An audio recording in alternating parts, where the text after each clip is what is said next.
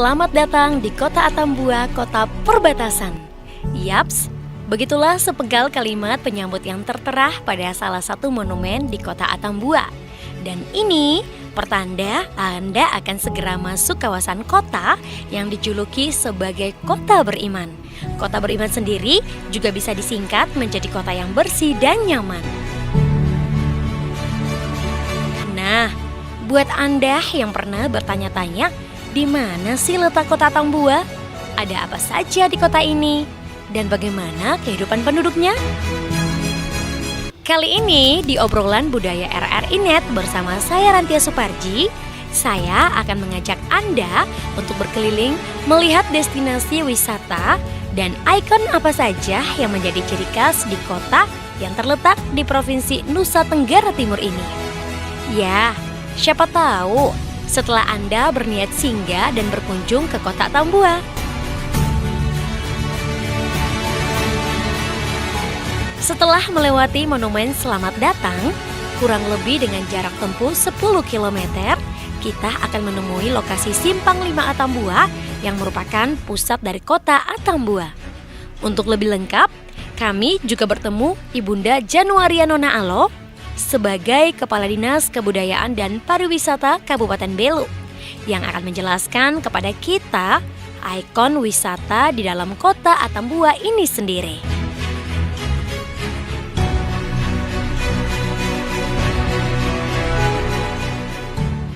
Terima kasih, selamat datang di Kabupaten Belu dengan ibu kotanya Kota Atambua, Kabupaten Perbatasan di NTT. Selamat menikmati Kota Atambua dengan spot-spot wisata yang ada di Kota Atambua dan sekitarnya.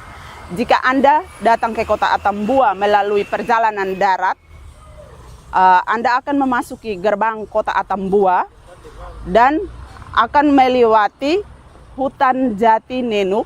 Itu sebuah hutan homogen sejauh 4,5 km. Dan setelah Anda sampai di pusat Kota Atambua, Anda akan menikmati spot Tugu Simpang 5 Atambua. Dan tidak jauh dari sini, ini adalah alun-alun Kota Atambua. Juga tersedia pusat jajanan selera rakyat yang dikenal dengan Pujasera, berada di pinggiran alun-alun Kota Atambua.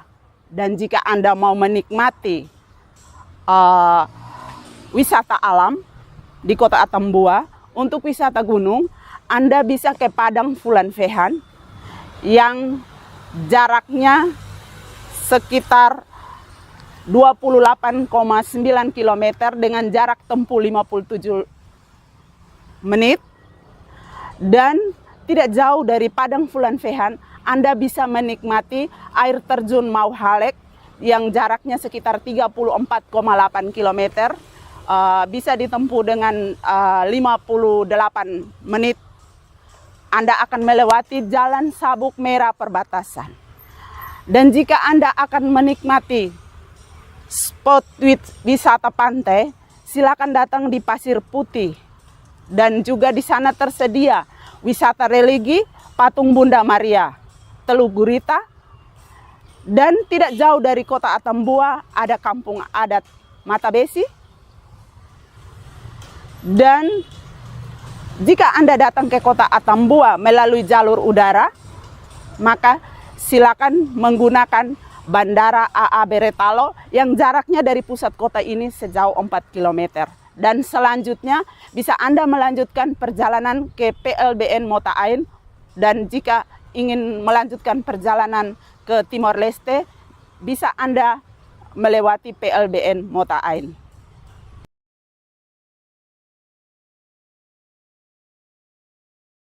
Konsep pengembangan pariwisata di Kabupaten Belu, pemerintah tidak berjalan sendiri, namun melibatkan semua elemen masyarakat dan termasuk pemerintah desa. Dan beberapa spot wisata yang ada di Kabupaten Belu tidak hanya itu dikelola oleh pemerintah kabupaten, Namun lebih dari itu ada yang merupakan wisata desa yang dikelola oleh pemerintah desa, dan juga ada beberapa tempat wisata yang dikelola oleh masyarakat sendiri. Seperti Pantai Sukerlaran itu dikelola oleh masyarakat sendiri.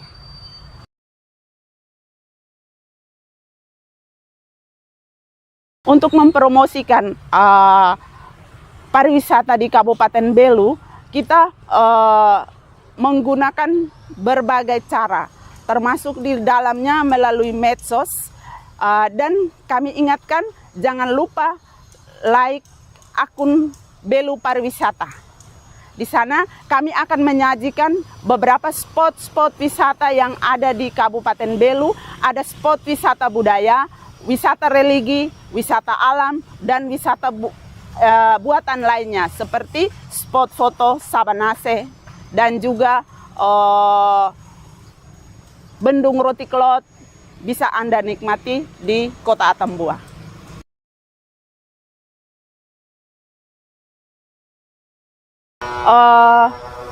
Untuk 2024 masih konsen untuk penyelesaian wisata religi Patung Bunda Maria, dan juga termasuk di dalamnya kami akan menyiapkan masyarakat untuk bagaimana cara mengelola wisata di Kabupaten Belu, yaitu melalui pelatihan-pelatihan bagi pengelola wisata. Sahabat wisata Indonesia, mari dan nikmati wisata di Kota Atambua, kota perbatasan. Di sini Anda akan menikmati keramahan warga masyarakat Kabupaten Belu, dan di sini Anda tidak akan mengalami kesulitan karena untuk kuliner di Atambua sangat ramah di kantong Anda. Mari dan nikmati wisata Kota Atambua, kota perbatasan. Salam wisata. Selesai berbincang bersama Kepala Dinas Kebudayaan dan Pariwisata Kabupaten Belu, kami juga melanjutkan perjalanan menuju ke jalur perbatasan. Tapi kami mampir dulu nih di Bendungan Roti Klot. Nah, keberadaan bendungan ini tidak saja untuk irigasi persawahan atau pembangkit tenaga listrik, tapi juga bisa sebagai objek wisata unggulan. Tak heran, baik wisatawan dalam dan luar selalu menyempatkan diri untuk bersuah foto di lokasi ini. Karena lokasinya yang keren dan arsitektur bangunannya juga unik-unik. Kota Atambua merupakan kota yang berbatasan langsung dengan negara Timor Leste. Kami hidup berdampingan dengan sangat rukun. Bahasa yang digunakan pun bisa dibilang mirip, tapi tak sama antar kedua negara ini. Nah, di Atambua sini tuh ya memiliki bahasa daerah yang dinamakan bahasa Tetun Terik. Sedangkan bahasa di negara tetangga menggunakan bahasa Tetun Portu.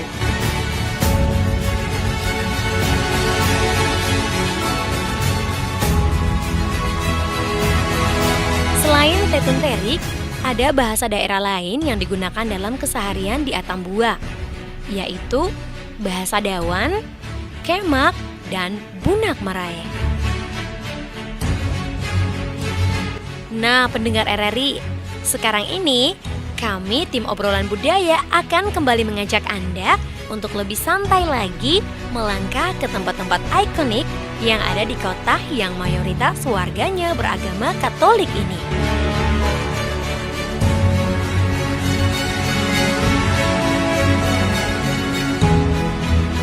Wisata religi yang bisa Anda singgahi sambil melihat karya Tuhan yang amat terindah, yaitu wisata religi Patung Bunda Maria yang terletak di pantai Teluk Gurita. Selain warga berkunjung ke wisata religi Patung Bunda Maria untuk berdoa, tidak jarang juga selepas itu warga Atambua, khususnya anak-anak muda, juga melihat dan mengabadikan momen sunset di Laut Teluk Gurita. Nah, sekarang ini kita akan cari tahu bagaimana sih cara pemerintah Kabupaten Belu terus menjaga tempat wisata ini. kita akan berbincang santai bersama Kepala Desa Dua Laus, Bapak Okto Bijalisnape. Halo, selamat siang Bapak Okto. Selamat siang RRI. Mantap, luar biasa. Bagaimana nih kabarnya Bapak? Baik sekali Desa Dua Laus ini. Iya, baik pemirsa dan juga pendengar RRI Net di mana saja Anda berada. Jadi kita sekarang ini sudah di ini kawasan apa nih Bapak? Kalau Kawasan Teluk Gerita Wisata Rohani. Oke, ini desa apa nih tepatnya Bapak? Desa Dua Laus, Dusun Susuk, RT 14, RW 6. Oke, Bapak boleh tahu nih kira-kira apa yang menjadi potensi wisata di Desa Dua Laus ini? Potensi Desa Dua Laus tempat wisatanya yang pertama itu adalah kolam susuk. Kedua jembatan mangrove. Ketiga jembatan pelangi yang ada di Berluli.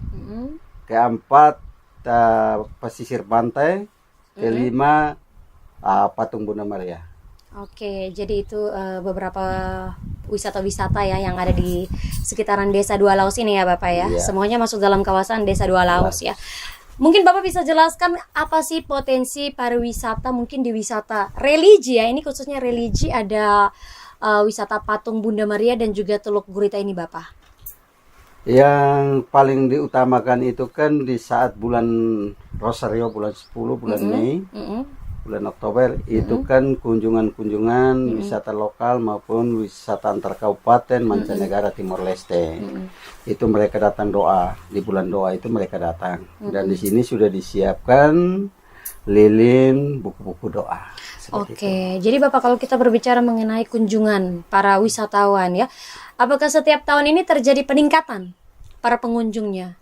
Karena sudah buka, setiap tahun ada peningkatan. Oke. Karena di saat peningkatan yang paling besar di bulan Oktober. Oke, bulan ini Maria ya? Ya, bulan Oke, jadi untuk bulan Oktober itu memang paling banyak ya di bulan-bulan biasa.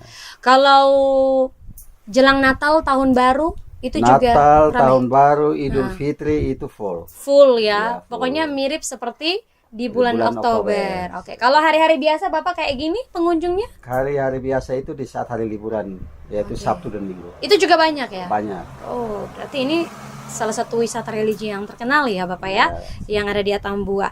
Nah Bapak, kira-kira ini apa target yang ingin dicapai dalam beberapa tahun ke depan dalam meningkatkan jumlah wisatawan?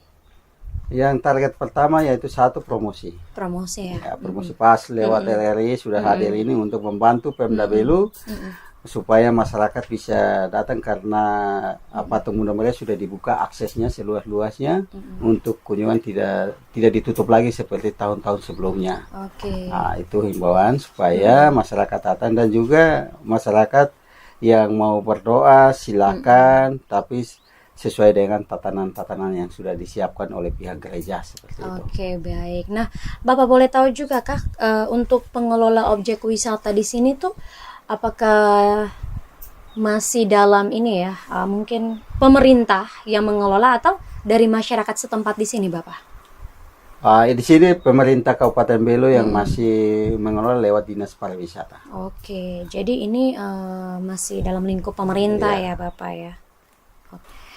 Ya, Bapak kita lanjut lagi. Apakah ada program dari pemerintah desa Bapak untuk menyiapkan semacam souvenir atau mungkin buat tangan ya kalau para pengunjung membludak seperti yang Bapak bilang tadi di bulan Oktober, Natal, Tahun Baru, Idul Fitri. Ada souvenir mungkin? Souvenir kita khas Desa Dua Laus itu pertama itu anyaman. Itu sudah masuk di kancah ke tingkat kabupaten. Itu setiap tahun kita ada karena tempat loponya sudah ada. Artinya tempat penyimpanan souvenir-souvenir sudah ada, maka pemerintah desa sudah menyiapkan itu dengan kuliner seperti khas ikan, nugget ikan, abon ikan, itu adalah khas Desa Dua Laus.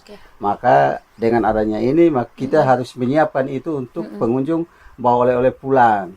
Yang lebih istimewa lagi di Desa Dua Laus itu air laut diolah menjadi air minum langsung. Nah, ini oleh-oleh yang paling baik. Salah satunya oleh-oleh yang paling terbaik di Desa Dua Laus. Kalau berbicara mengenai penyulingan air laut menjadi air minum, ini ya Bapak ya di belakang saya ya. Ini kayaknya baru ya Bapak ya? Dia 1 tahun. Baru 1 tahun ya. Bapak boleh tahukah Lopo dan juga kuliner, mungkin tempat souvenir yang tadi Bapak jelaskan, itu tempatnya di mana tuh? Ini yang lopo-lopo yang sudah berjajar ini tinggal kita dapat iya. undian saja. Siapa yang Oke. dapat aja untuk tempatkan souvenir dengan makanan-makanan. Jadi semua ini baru ya Bapak ya? Iya, baru. Tahun ini ya baru Iya, jadi tahun ya. ini. Dan mungkin kita tunggu saja di akhir tahun jelang tahun baru.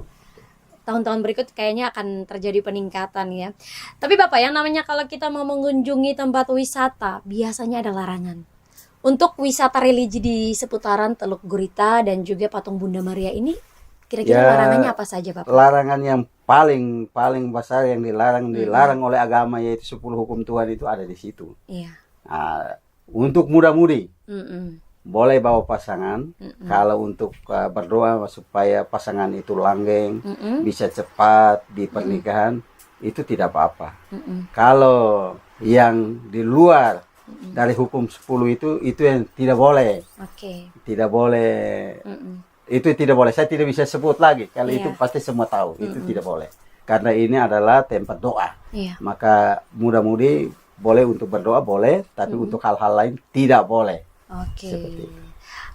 Ada tidak larangan-larangan lain selain itu Bapak? 10 yang mungkin masuk dalam 10 perintah Allah itu, ya misalnya mungkin jangan membuang sampah sembarangan, atau datang kalau bawa makanan ya pulang bawa sampah lagi pulang, atau gimana gitu? Itu yang lebih utama lagi. Lebih utama, ya. Itu saya menghimbaukan lewat RRI ini Iya. bagi wisatawan lokal Kabupaten Belu maupun kabupaten tetangga, datang ke tempat wisata di Desa Dua Laus, Teluk Gurita. Kalau boleh, tempat-tempat sampah yang kita sudah sediakan, botol aqua, makanan-makanan, kulit, semuanya itu ditempatkan di tempat yang sampah, jangan buang di sembarangan tempat. Kita perlu menjaga lingkungan kita bersih, indah, maka kita rajin-rajin untuk datang ke pantai di Dua Laus ini, seperti itu. Oke, Bapak, terima kasih banyak ya untuk informasinya seputar wisata religi Patung Bunda Maria dan juga Teluk Gurita. Oke, terima kasih pendengar dan juga pemirsa RRI Net di mana saja Anda berada. Itu dia tadi perbincangan bersama Bapak Okto, dan beliau ini selaku kepala desa ya dari Desa Dua Laus. Terima kasih banyak Bapak untuk informasinya. Selamat RRI, selamat siang.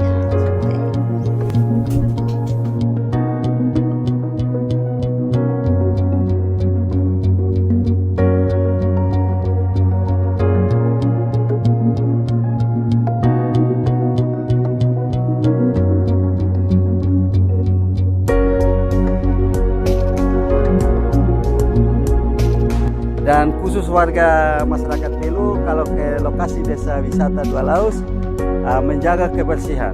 Sampah-sampah harus ditempatkan di tempat yang sudah disediakan oleh pemerintah Desa Dua Laus. Seperti itu. Terima kasih, selamat siang, Maromak Noita.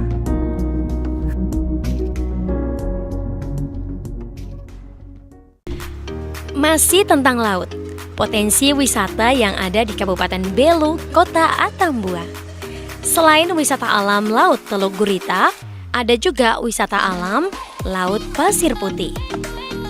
Perjalanannya tidak begitu lama dari Laut Teluk Gurita, namun akan lebih asik lagi jika perjalanannya menggunakan sepeda motor atau kendaraan roda 2 di sore hari. Karena udaranya yang segar akan menambah semangat berburu sunset di Laut Pasir Putih.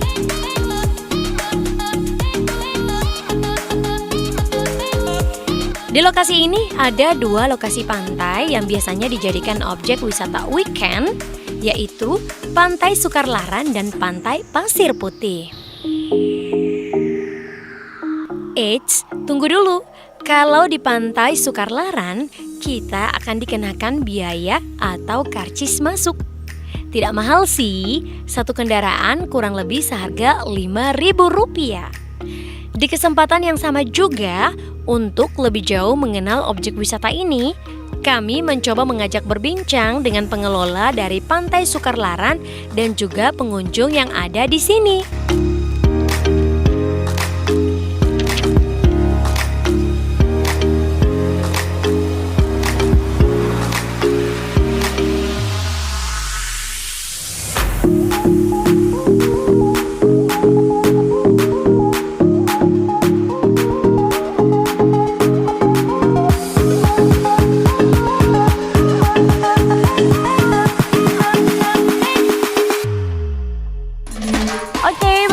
juga pendengar RRI di mana saja Anda berada. Saya Rantia Suparji sekarang sudah kembali bersama Opa Yosep Gonzales ya Opa? Ya.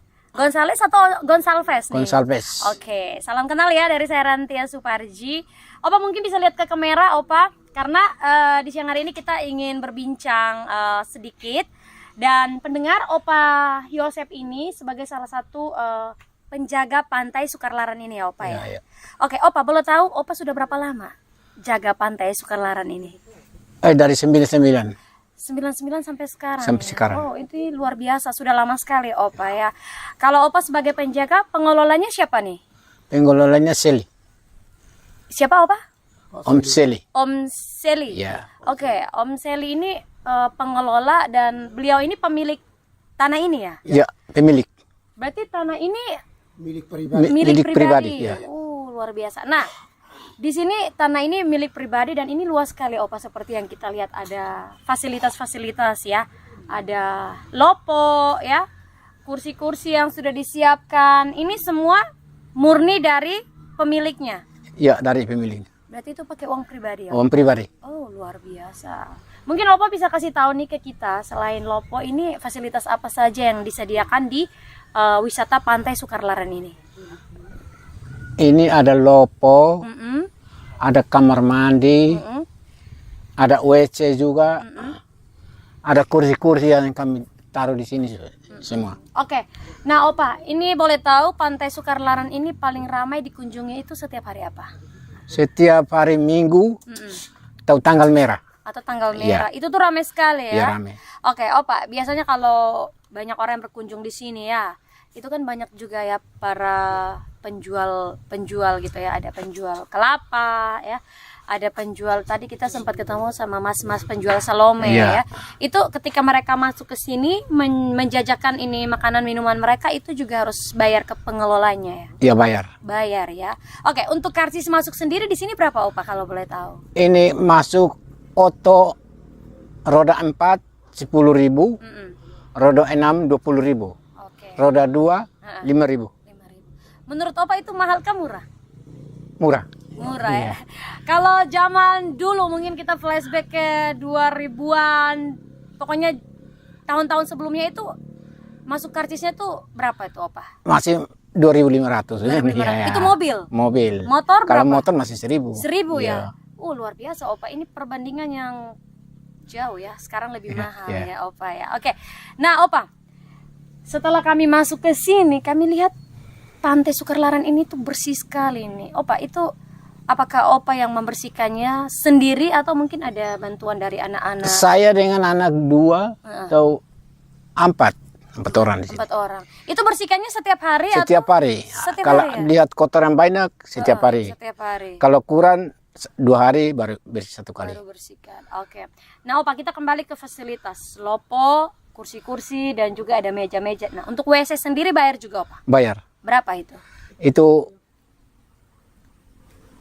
masuk 3.000 lah ya. 3.000 Iya. ya. Kalau dulu berapa? Kalau dulu masih 1.000 juga. 1.000 juga ya. Wow, ini perbandingan yang jauh juga ya Opa ya. Iya. Oke, Opa Yosep, menurut Opa pribadi kira-kira kedepannya tuh masih ingin dibenahi kah Pantai Sukarlaran atau mungkin cukup ini sudah terlalu bagus menurut Opa sebagai salah satu penjaga di Pantai Sukarlaran ini? Ya masih buka lebar sedikit lagi. Buka lebarnya Ya. itu yang seperti apa? Dia seperti di situ, yang di sana harus dipagar kembali. Dipagar ya. Ya. Oh, jadi di sana itu harus dipagar ya Ya. Opa ya. Semua harus dipagar Ya. Opa ya. Oke, baik. Pendengar dan juga pemirsa RRI Net, sekarang ini saya juga sudah bersama dengan Opa siapa? Arnoldus. Arnoldus. Biasa panggilnya Opa siapa ini? Arnoldus. Opa Arnold ya. Oke, ini Opa Arnold ini salah satu penjual buah kelapa di sini ya. Iya, iya. Opa boleh tahu Opa setiap hari jual atau setiap hari Minggu? Hanya hari-hari di sini hanya tertentu itu hari Jumat, Sabtu, besok, Minggu. Jadi permisi 3 hari. Oke, 3 hari. Opa kan lihat di sini hari Jumat kan tidak ada orang Ya, wisatawan. hanya kebetulan saja. Oh, ini kebetulan saja. Biasanya jual di luar. Ya, di luar. Oke, kalau itu setiap hari Opa? Ya. Kalau di dalam Pantai Sukarlaran ini yang Jumat, Sabtu, Minggu. Opa sudah berapa lama jual buah kelapa? Kalau untuk jual buah kelapa ini mungkin sudah 6 tahun. Lama juga ya. jual. Oke, jadi profesi Opa ini sebagai Ya, penjual buah terima kelapa. kasih dan terus langsung Mbak mungkin Opa juga cerita lebih agak serius. Oke. Senin, Selasa, Rabu, Kamis itu berarti di lintas batas Timor Leste sana. Jual kelapa. Ya. Opa. PLB, Oke. Motai. Oke, Opa. Itu Senin, Selasa, Rabu, Kamis. Ya. Di ini PLBN. Ya. Jumat, Sabtu, Minggu di sini. Ya. Senin sampai Kamis itu penghasilannya lebih banyak daripada di sini atau? Kalau lebih banyak itu tergantung dari pengunjung yang ada minat untuk minum dan makan. Oke. Begitu. Kalau Oh, oke. Mungkin dari Opa Yosep maupun dari Opa Arnold mungkin mau memberikan harapan untuk kedepannya mengenai Pantai Sukarlaran ini, Opa? Opa Arnold mungkin? Hanya memang kami kurang mengerti, Ibu. Cuma hanya oleh karena memang di sini ini karena ini mungkin secara kepribadian. Tadi mungkin saja usul kami itu sebagai masyarakat biasa dan pengetahuan kami yang sebagai penjual di sini apa yang harus mesti terjadi, apa yang kalau harus mesti kami memperoleh. Kami oleh karena ini kan pribadi yang memang sebanyaknya ada yang datang terus langsung mengunjungi di sini, ada yang bertanya-tanya, baik kenapa Opa? Kenapa kok begini? Yang seperti di Pasir Putih, seperti sebelah itu punya lopo yang bagus. Kenapa di sini hanya lopo hanya 1-2? Kan ini pribadi, Pak. Oh iya. Beda. Oke, kalau Pasir Putih dikelola Itu oleh oleh dinas. pemerintah.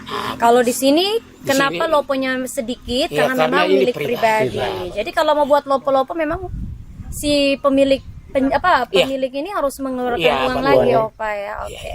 Jadi mungkin harapan kedepannya mau ditambah lagi lopo-lopo ini ke Opa atau? Ya, mungkin kami juga mau seperti itu juga. Oke, mungkin lebih kepada si pemilik pribadi untuk mengeluarkan uang atau mungkin harapan Opa kepada pemerintah nih? Ya, jadi mungkin sampai situ mungkin kita juga tidak tahu karena ini kan pribadi iya. dia. Jadi Iya. kita yang selain kita kerja, selain kita menjual di sini berarti kita tidak bisa campur urusan Orang pindah.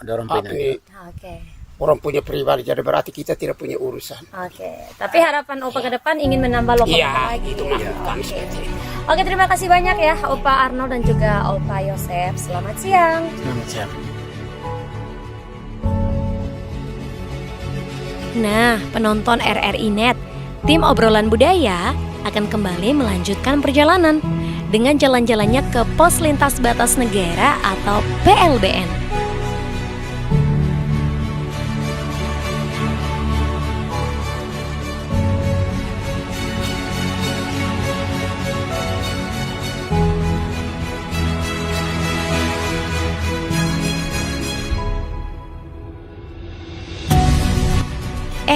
Ngomong-ngomong, di NTT ini sendiri ada beberapa PLBN yang berbatasan langsung dengan Republik Demokratik Timor Leste atau RDTL loh. PLBN tersebut terdiri dari PLBN Motamasin di Kabupaten Malaka,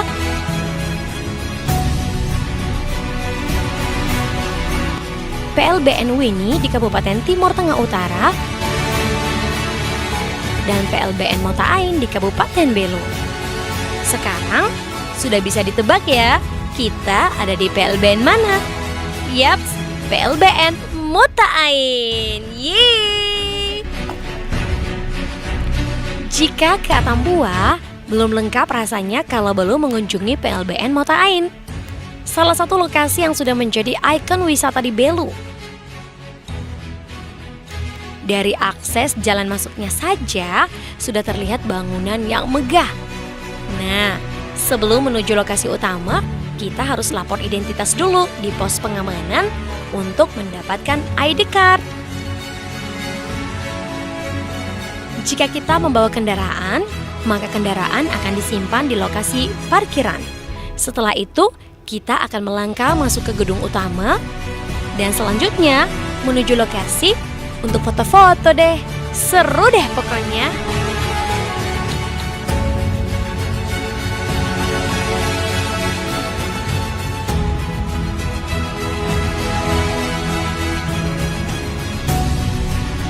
Dari PLBN Mota Ain, tak lengkap rasanya jika kita tidak membawa kenang-kenangan berupa tenunan daerah.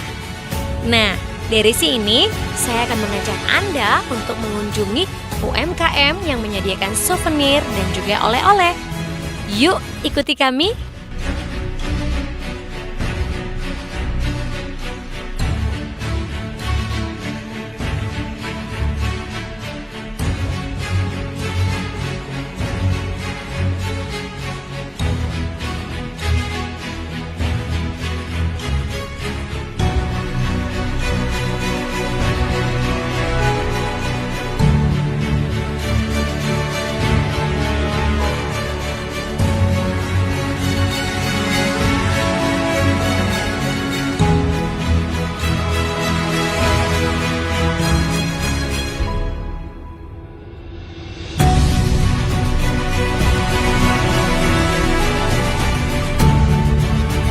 Sobat Budaya, saat ini saya sudah berada di UMKM Aliadi, salah satu UMKM yang ada di Kelurahan Tulang Layan.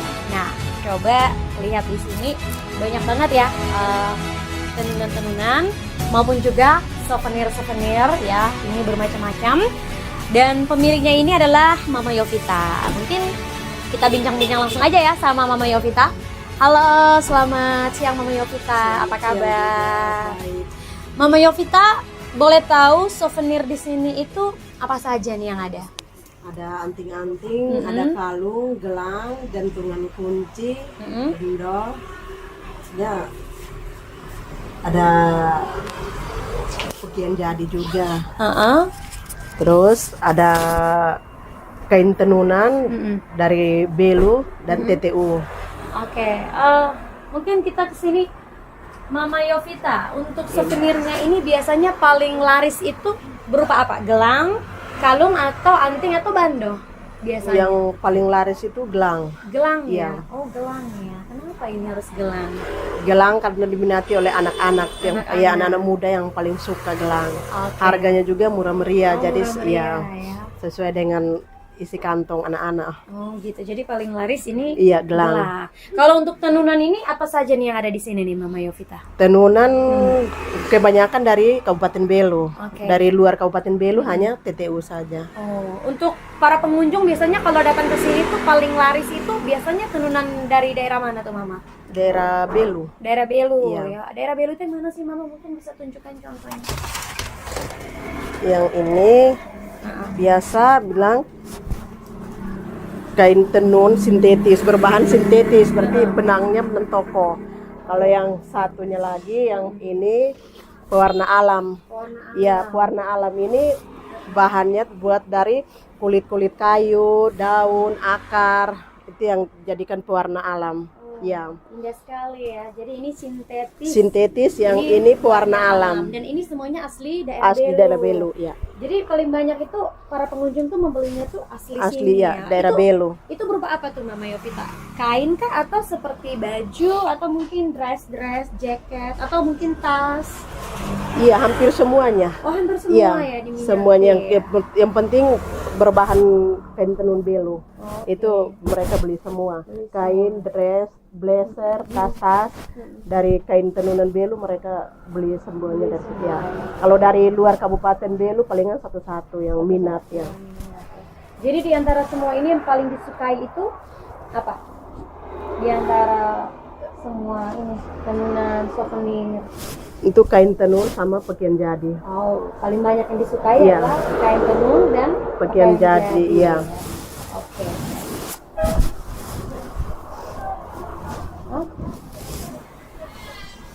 Kisaran harga. Oh, oke. Oke, Mama, boleh tahu kisaran harga untuk kainnya ini beda ya harganya? Iya, beda. Oke, untuk Kain kisaran harga? sintetis harganya per lembar 500.000. Kalau pewarna alam per lembar 650.000. Kalau tenunan yang sudah jadi kayak blazer, dress. Blazer ada yang harga 500 sampai 700.000. Kalau dress harga 650.000. Jaket 750.000.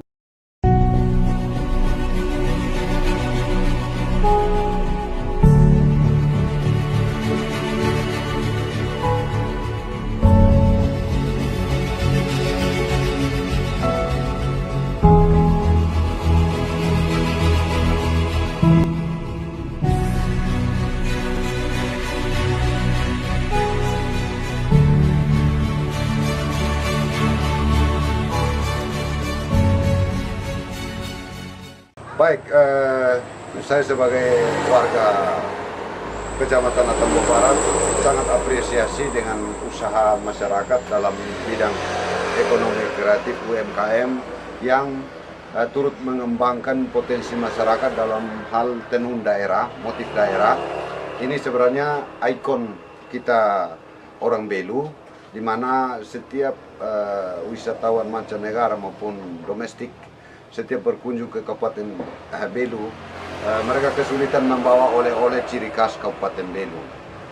Bersyukur UMKM seperti ini sudah hadir.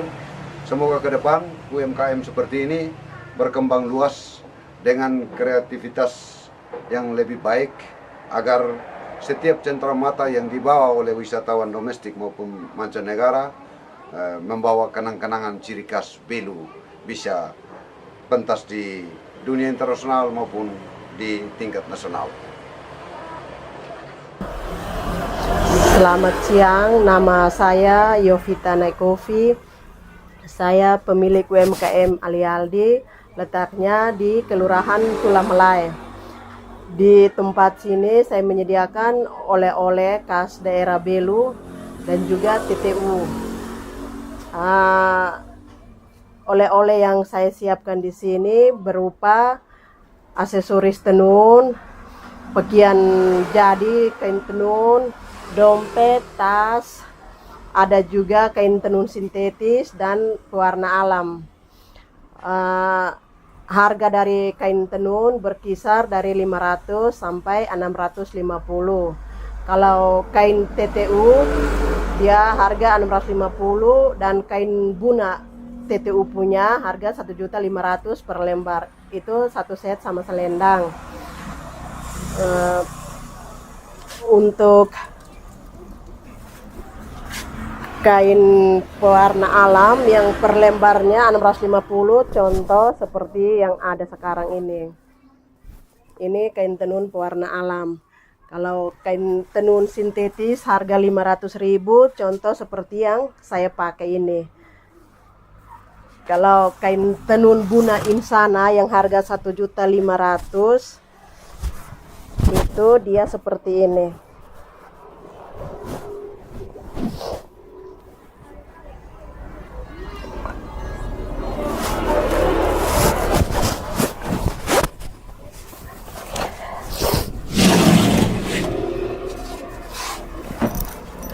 Ini tas ibu-ibu dari kain tenun pewarna alam. Harganya 250.000. Ini juga ada tas tenteng harga 150.000.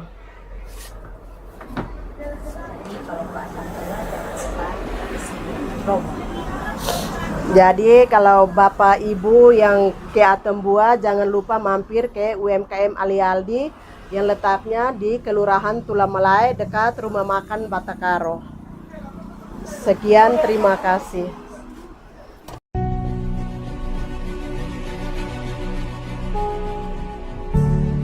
Kota Atambua, kota dengan julukan kota beriman, bersih dan nyaman. Sejauh mana langkah kaki ini berjalan, Atambua selalu memanggil pulang. Surga kecil yang membuat hati selalu rindu.